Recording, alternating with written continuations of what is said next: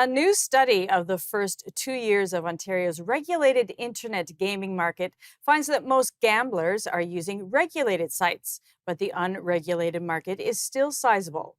The study, commissioned by the Alcohol and Gaming Commission of Ontario, found 20% of online gamblers used a combination of regulated and unregulated sites.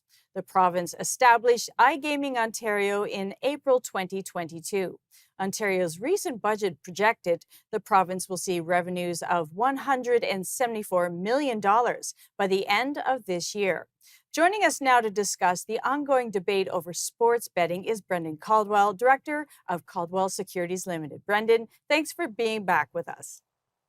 Always good to be here, especially when I get to do a rant. Let's do Well, this. Brendan, you are extremely passionate about the topic of sports betting, so please tell us why. Oh, wow. Just let's start with your introduction. Did you ever notice that everything that used to be illegal is now run by the government? And shockingly, like marijuana, apparently people still buy it illegally and still people do unregulated gambling. I am shocked, Julie, shocked at this. Well, what to say? As with every other vice that the government decides to take over, because there's just too much money in it to ignore, it will very soon become addicted to the tax revenues. And these are entirely regressive taxes. As a percentage of their income, poor people bet way more than richer people. So that is the definition of a regressive tax, where people with less means are taxed at a higher rate than people with more means. And that's what gambling, and indeed all the vice taxes really are. Now, today is Toronto Blue Jays opening game. We have Woohoo! three major sports playing at the same time: baseball, hockey, and basketball. Why is this trifecta dangerous for young people and betting? Well, I don't know if it's more or less dangerous than looking at the eclipse today, but why is it dangerous? I mean, from a standing start just a handful of years ago, with the gateway drug of pools, which were generally speaking just for bragging rights, the gambling has become a major thing. I mean, if you look at any sporting event now, all around the stadium or arena, or if you're watching it on television, all of the advertising, not all of, but the single largest portion of the advertising in both media and on the venue is for sports gambling, whether it's DraftKings or Bet365, or even Connor McDavid telling us to gamble responsibly, the way people have drunk responsibly or used drugs responsibly for all those years. So it's going to be a thing that young people are particularly going to be susceptible to, because that's who's being targeted. And I wouldn't be shocked if they all of a sudden realize that, wow, most sports are also played by young people. Mhm. The very people you're targeting with your ads, the ones that know how to use the apps, they're the ones that are actually playing the games.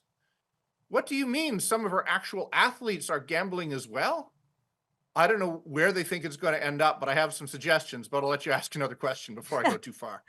Now, in February 2024, the advertising rules changed in Ontario regarding celebrities and sports figures. They are not allowed to endorse any sports betting app. Do you think that this will make a difference to young, impressionable lovers of sport? It's not quite that, as I understand it, Julie. I mean, I'm not a lawyer, but a year or two ago, you did have Connor McDavid on the TV with Wayne Gretzky, whose family should be nowhere near a gambling with their history. Should be nowhere near a gambling site, but leave that as it may. A current athlete talking about why you should be using this sports betting app. I mean, what? So now what they actually are allowed to do, as I understand it, is they can do ads about responsible gambling. Brought to you by Bet365. Brought to you by DraftKings. So what they can do is, if you think you or someone you love has a problem with gambling, call this number. Brought to you by Bet365. So really all you're trying to get with a sports endorsement is the athlete or celebrity figure and the name. And this loophole is still there. And I think the problem is still there.